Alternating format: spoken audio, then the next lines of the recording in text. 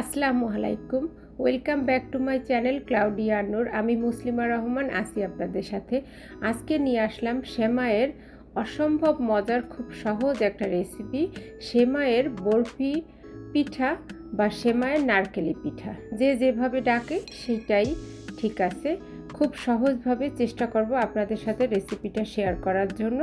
তাহলে চলে যাই আজকের মূল রান্নায়। প্রথমে একটা প্যান দিয়ে তার ভিতরে দিয়ে দেব 1-1.5 টেবিল চামচ পরিমাণ ঘি। ঘিটা একটু গলে যাওয়ার পর এর ভিতরে আমি দিয়ে দিচ্ছি এরকম আমরা যে সেমাইটা দিয়ে দুধ সেমাই রান্না করি সেরকম আমি আজকে 1 প্যাকেট সেমাই নিয়ে নিয়েছি। এখানে 150 গ্রামের একটা প্যাকেট আছে। আমি খানিকটা সেমাইটা একটু ভেঙে নিয়েছি। এবার এই সেমাইটারে সেই ঘির ভিতরে আলতো করে একটু ভাজে নেব। জালটা খুব বেশি জোরে দেওয়া যাবে না, একেবারে লো জালে, খুব নিভু জালে এটারে একটু সময় নিয়ে ভাজতেই হবে। কারণ এই রান্নাটায় কিন্তু আমরা কোনো লিকুইড অর্থাৎ তরল কোনো দুধ বা কোনো কিছু ব্যবহার করব না, তরল দুধ ব্যবহার করব না। সেমাইটা যখন এরকম করে রঙটা পরিবর্তন হয়ে ভাজা হয়ে যাবে তখন আমরা দিয়ে দেব 1 কাপ কোরানো নারকেল। আমি ফ্রোজেন নারকেলটা ব্যবহার করতেছি।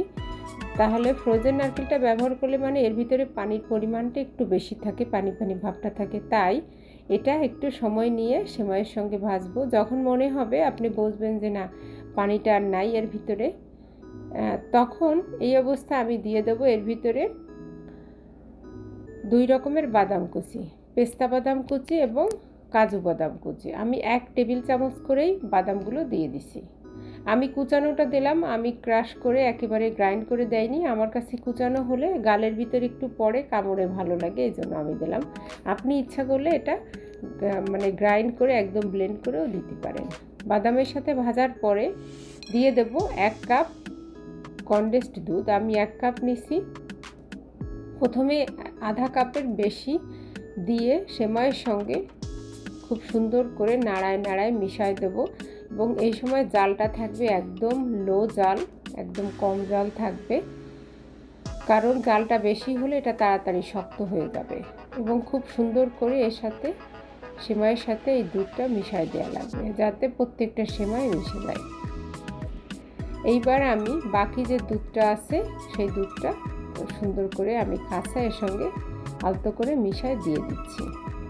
দেওয়ার পরে আবার এটা আমি নাড়ে আমি এমনভাবে মেশাবো যেন প্রত্যেকটা সেমাইয়ের গায়ে এই দুধটা লেগে থাকে। দিয়ে দিচ্ছি সামান্য একটু লবণ, কারণ মিষ্টি খাবারে লবণটা খুব যায়। লবণ দিয়ে এবার আমি এটা এমনভাবে রান্না করলাম, নাড়তেছি। আপনি দেখতেই পাচ্ছেন যে আপনারা যে প্যান থেকে সেমাইটা উঠে গেছে, তার মানে রান্না হয়ে গেছে। এবং এইটা যে পাত্রে সেট করব আমি একটা কাটিং বোর্ডের পরে রেখে খুব দ্রুত একটা স্প্যাচুলাটা দিয়ে সমান করে দিচ্ছি, কারণ এটা যদি বেশি দেরি করে দেওয়া হয় তাহলে শক্ত হয়ে যাবে। আমি ঘন্টাখানেক পরে এটা আমি একটু কাটতেছি, কাটে দেখাচ্ছি আপনাদের। এটা যদি আরও 2-3 ঘন্টা রাখা হয় তাহলে আরও অনেক বেশি শক্ত হবে, কারণ এটা যত বেশি সময় থাকে তত বেশি শক্ত হয়। সেমাইটা কাটা হয়ে গেল, আমি এরকম শেপ করে কাটলাম। সঙ্গে 2টা পিঠা আমি একটু গোল করে নিয়েছি। আমার যে পিঠা বানানোর সাজ আছে সেইটার ভিতরে দিয়ে এটা করলাম। এই তো হয়ে গেল নারকেলি পিঠা বা সেমাই পিঠা, সেমাইয়ের বরফি পিঠা। এবার এদের একটু সাজুগুজু করানোর পালা। আমি পেস্তা বাদামের আমার গুঁড়ো করা পেস্তা বাদাম যেটারে গ্রাইন্ড করে রাখছি, তাই প্রত্যেকটা পিঠার উপরে আমি একটু একটু করে দিয়ে দিচ্ছি। দিলে দেখতে অনেক সুন্দর লাগে, এটা অপশনাল, না দিলেও কোনো ক্ষতি নাই। তৈরি হয়ে গেল খুব সহজ, খুব ঝটপট একটা রেসিপি, ঝটপট একটা ডেজার্ট।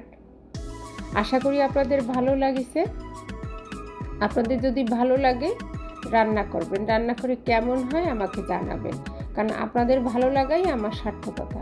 ভালো লাগলে একটা সাবস্ক্রাইব করবেন, লাইক দেবেন, সবার সাথে শেয়ার করবেন। এটা দেখার জন্য সবাইকে অসংখ্য ধন্যবাদ। আসসালামু আলাইকুম।